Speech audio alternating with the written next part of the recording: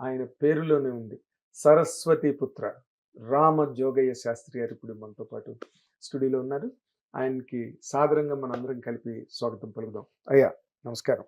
ధన్యవాదాలు నాగేంద్ర కుమార్ గారు for that beautiful introduction. బ్రహ్మాండంగా పరిచయం చేశారు. కృతజ్ఞుడిని. Thank you. మాట మీరు ఎందుకంటే కవులందరూ రాసిన పాటలు గొప్ప పాటలేనండి. ఎవరు తక్కువ పాటలు తప్పు పాటలు రాయరు. సందర్భానికి సన్నివేశానికి రాస్తారు. కానీ మీ పాటల్లో ఉండే ఒక లాలిత్యం, ఆ మాటల్లో ఉండే మార్దవం మాధుర్యం, ఆ పాటకి ఒక తెలియని ఒక అమృత తత్వాన్ని ఆపాదించిన పాటలే మీరు రాశారు. నిజంగా దానికి ఈ తరానికి అంటే గొప్ప రచయితలు లేరు, మహారచయితలు లేరు అనుకున్న ఆ లోటుని మీరు భర్తీ చేస్తున్నందుకు మాత్రం నేను ఒక జర్నలిస్ట్గా మీకు థ్యాంక్స్ చెప్పాలి. మంచి పాటలు మాకు అందిస్తున్నారు. ముఖ్యంగా థ్యాంక్స్ ఫర్ దట్ కాంప్లిమెంట్. అంటే గీతకు ఇటువైపు నుండి నాకు తెలిసిన విద్యల్లో ఒకటి ఏంటంటే, అమ్మవారికి నమస్కారం చేసుకుని గీతకి ఇటువైపు ఉండి నాకు తెలిసిన విద్య ఏంటంటే, రాసే ముందు పెన్ను పేపర్ పక్కన పెట్టుకుని అమ్మవారికి నమస్కారం చేసుకుని బుద్ధి మేరకు మనల్ని నమ్మినటువంటి దర్శక నిర్మాతల్ని, సంగీత దర్శకుల్ని ఇబ్బంది పెట్టకుండా వాళ్ళ తృప్తి మేరకు 100కి 200% మనలో ఏముందో వెలికి తీసి బయటపడేసి ఇదా ఇదా ఇదా ఇదా అని చెప్పి వాళ్ళకి నచ్చేలా వాళ్ళ జడ్జిమెంట్ కూడా పరిగణలోకి తీసుకుంటూ ఒక పాటను బయట తీసుకురావడం, ఇది మాత్రం నాకు తెలిసిన విద్య. బట్ అది బయటికి వెళ్ళిన తర్వాత ఆదరణ పొందుతుందన్న విషయం ఎంతో కొంత నాకు తెలుస్తూనే వస్తుంటుంది. కానీ ఇక్కడ ఈ కాంప్లిమెంటు ఒక లాలిత్యం ఉంటుంది, ఒక అమృతత్వం ఆపాదించబడుతుంది పాటకి. ఇలాంటి కొన్ని మాటలు ఉపయోగించి మీరు ఒక విశ్లేషించడం అనేది అది none other than Nagendra Kumar గారు. ఎందుకు అంటే నాగేంద్ర కుమార్ గారు ఒక జర్నలిస్ట్గా మాత్రం కాక ఒక సాహిత్య పిపాసిగా కూడా నాకు తెలుసు. సో మీలాంటి వాళ్ళు ఆ మాట అన్నారు అంటే, ముఖ్యంగా మీరు మద్రాసు కాలం నుంచి అనేక మంది పాటల రచయితలని, వాళ్ళ పాటలని విశ్లేషించుంటారు, వాళ్ళతో మాట్లాడుంటారు, వాళ్ళతో మీరు సంభాషణ జరుపుకుంటారు, వాళ్ళ వర్క్ మొత్తాన్ని గమనిస్తూ వచ్చి ఉంటారు. సో ఆ ఒరవడిలో నాది కూడా ఒక మంచి పాట ఉంది అన్న విషయం మీ నోటి ద్వారా వినటం అనేది నాకు నిజంగా ఇవాళ సంతోషాన్ని కలిగించే విషయం. Thank you for that. దానికి ఇంకొక ముఖ్య విషయం నాకు సర్ప్రైజ్గా అనిపించే మాట చెప్తాను మీకు. ఏంటంటే నార్మల్గా ఈ పాటలు రాయడానికి సినిమా పరిశ్రమలోకి వచ్చేవాళ్ళు ఏదో రకమైన సాహిత్య పరిశోధన, లేకపోతే సాహిత్యానికి అనుబంధం, లేకపోతే వాళ్ళ జీవితాలు ఆ సాహిత్యాన్ని ఉరుసుకుంటూ ఏదో కుటుంబ పరంగా కానివ్వండి, లేకపోతే వంశపారంపర్యంగా సంప్రదాయబద్ధంగా. మీరు అసలు మీరు చదువుకున్న చదువు వేరు. ఎక్కడ ఖరగ్పూర్ ఐఐటి ఎంటెక్, ఎక్కడ అసలు మొత్తం ఐటీ వరల్డ్.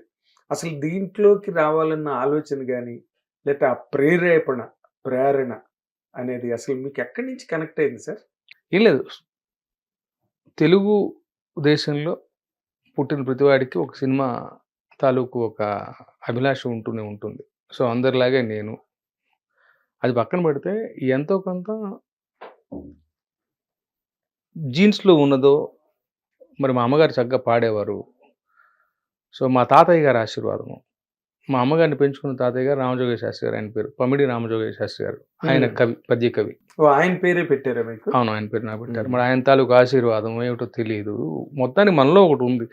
సో తీరక కోరిక ఒకటి జనించు తీరక ఎడదహించు. సో చిన్నతనంలో పాడాలని కోరిక, అది కాస్త రూపాంతరం చెంది రకరకాలుగా మొత్తానికి ఇక్కడ వచ్చి ల్యాండ్ అయ్యాను.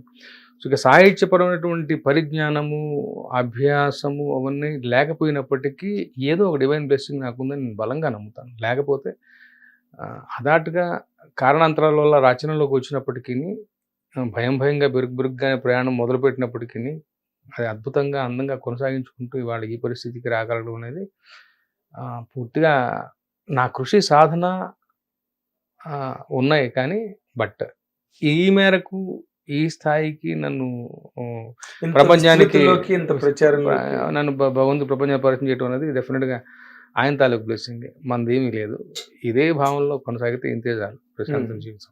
అంటే మీరు నార్మల్గా అంటే వేటూరు గారు వాళ్ళు అందరూ ఉంటున్నప్పుడే మీరు వచ్చారు? లేదు, వేటూరు గారికి నాకు ఓవర్లాప్ లేదు. అంటే వేటూరు గారు పోయారా మీరు వచ్చి? అంటే పాటలు రాయడం అప్పుడు నేను అంత ప్రాచుర్యంగా రాయలేదు. రాయలేదు. ఓకే. అయినప్పటికీ ఏదైనా సీతారామ శాస్త్రి గారి అవును. టవరింగ్ ఇన్ఫ్లుయెన్స్ అవును. ఇండస్ట్రీ మీద సీతారామ శాస్త్రి గారి అవును. అలాంటి ఒక బిజీ రైటర్స్ మధ్య మీ ప్రయాణం ప్రారంభమైంది. నిజంగా మీకు మొదట్లో అంటే మీరు ఒక సాంగ్ రైటర్గా, ఒక లిరిసిస్ట్గా మిమ్మల్ని మీరు ఎస్టాబ్లిష్ చేసుకోవడానికి కానీ, లేదా మీకు అవకాశాలు రావడంలో కానీ మీవైన ఛాలెంజెస్ ఏమైనా ఎదుర్కొన్నారండి? అయితే జస్ట్ అట్లాగా కేక్ వాక్ లాగా అయిపోయిందా? ఏం ఉండదు అసలు. అంటే తలుచుకుంటే 100 సమస్యలు కండ్ల ముందు కనపడతాయి. ఆ సమస్యను పరిగణన తీసుకుంటూ రాసుకోవచ్చు. లేదా ఒకే ఒక సూత్రం, మన ముందున్న సందర్భం, మనకి ఇవ్వబడినటువంటి పాట పూర్తిగా ఏకాగ్రతగా దాని మీద కాన్సన్ట్రేట్ చేసి దానికి 100కి 300% పనిచేసి దాన్ని బయట పంపించినా కూడా అంతకుమించిన ఫలితం వస్తుంది. మీరు 100 కారణం అంటే నాగేంద్ర కుమార్ గారికి నచ్చాలి, ఫలానా సంగీత దర్శకుడికి నచ్చాలి, ఫలానా ఫ్యాన్స్కి నచ్చాలి, ఇలాంటి 100 కారణాలు పెట్టుకుని కూడా మీరు పాట రాయొచ్చు. బట్ అవి ఎన్ని పెట్టుకున్నప్పటికీ కొంచెం వాటి వల్ల మీరు కన్ఫ్యూజ్ అవుతారే మినహా గొప్ప ఫలితం వస్తున్నారో అది నాకు డౌట్. 50-50 ఛాన్సెస్. బట్ దానికి బదులు మీ కంటి ముందు ఉన్నటువంటి సందర్భం, మీకు ఇవ్వబడినటువంటి పాట పూర్తిగా మీ ఎనర్జీస్ మొత్తం దీని మీద కేంద్రీకృతం చేసి రాస్తే అంతకు మిన్నగా ఉంటుంది రిజల్ట్. సో అన్ని కారణాలు పెట్టుకుని కన్ఫ్యూజ్ అవుతామా, ఏకాగ్రతగా ఇవ్వబడిన పాట ఏముంటుంది, ఎవరు చెప్పినా పల్లవి బాగా రాయాలి, క్యాచీగా రావాలని చెప్పినట్టే ఈ పాట కూడా అద్భుతంగా రాయాలి. ఇప్పుడు ఇవాళ రోజున వారానికి కనీసం 4-5 పాటలు రిలీజ్ అవుతున్నాయి. అవును. నెలకు 30 పాటలు రిలీజ్ అవుతున్నాయి. ఈ 30 పాటల మధ్యలో మన పాట కూడా నిలబడాలి కదా. అంటే ఈ పాటకు తగిన న్యాయం, అది చిన్న సినిమానా పెద్ద సినిమానా అదా ఇదా ఆ సందర్భం ఏ సంబంధం లేదు. నా పేరు అటాచ్ చేసుకుని, నా పేరు ట్యాగ్ చేసుకుని ఒక పాట బయటకు వెళుతుంది అంటే అది నాకు వన్నె తెచ్చేలా ఉండాలి, నా కీర్తిని మరింత మెరుగుపరిచేదిగా ఉండాలి, నా గౌరవం తెచ్చేదిగా ఉండాలి. బయటికి వెళ్ళి ముఖ్యంగా సెల్ఫిష్గా ఆలోచిస్తే అది మరో 4 పాటలు. ఎవరి పాట? చిట్టిని సీతారాం ఇది రామజోగి శాస్త్రి గారు రాసిన పాట భలే ఉంది, యంగ్గా ఉంది. ఇలాంటి పాట ఏదైనా వస్తే వాళ్ళకి నేను గుర్తు రావాలి. సో అలాంటి ఒక కారణం కూడా. సో బయటికి వెళ్తే అంటే పూర్తిగా ఈ పాట మీద శ్రద్ధ పెట్టి దీన్ని తీర్చిదిద్ది చెక్కి శిల్పంలో బయటకు పంపిస్తే దానిపైన అదే చేసుకుని పోతుంది. మనం మిగతా 100 విషయాలు ఎవరిని అడగంటే అది ఓకే మీరు చెప్పింది. హిట్ టీవీ యాప్, ఇందులో short news, live news, entertainment shows, movies, digital magazines తో పాటు మీ జిల్లా వార్తలను కూడా ఫ్రీగా చూడొచ్చు. ఇంకెందుకు ఆలస్యం, వెంటనే హిట్ టీవీ యాప్ ని డౌన్లోడ్ చేసుకుని ఫ్రీగా ఎంటర్టైన్మెంట్ పొందండి. Hit TV app. Hit TV app. Please download hit TV app. Hit TV యాప్ని ఫ్రీగా డౌన్లోడ్ చేసుకొని ఎంజాయ్ చేయండి. మీకు నచ్చిన ఎంటర్టైన్మెంట్ కోసం హిట్ టీవీ యాప్ ని ఫ్రీగా డౌన్లోడ్ చేసుకొని ఎంజాయ్ చేయండి. హిట్ టీవీ యాప్ ని డౌన్లోడ్ చేసుకుని ఆస్వాదించండి, ఆశీర్వదించండి. ఇంతమంది సెలబ్రిటీలు హిట్ టీవీ యాప్ ని డౌన్లోడ్ చేసుకోండి అని చెప్తున్నారంటే ఎంత మంచి యాప్ ఆలోచించండి. అమెరికా అమెరికా అమెరికా అమెరికాలో చదవాలనుకునే వాళ్ళకి విశ్వసనీయమైన పేరు మన శౌర్య కన్సల్టెన్సీ. UK లో 1 year masters. UK లో 1 year masters. 2 years work permit up to 5 years visa. Contact Saurya Consultancy. Contact 89851 89851.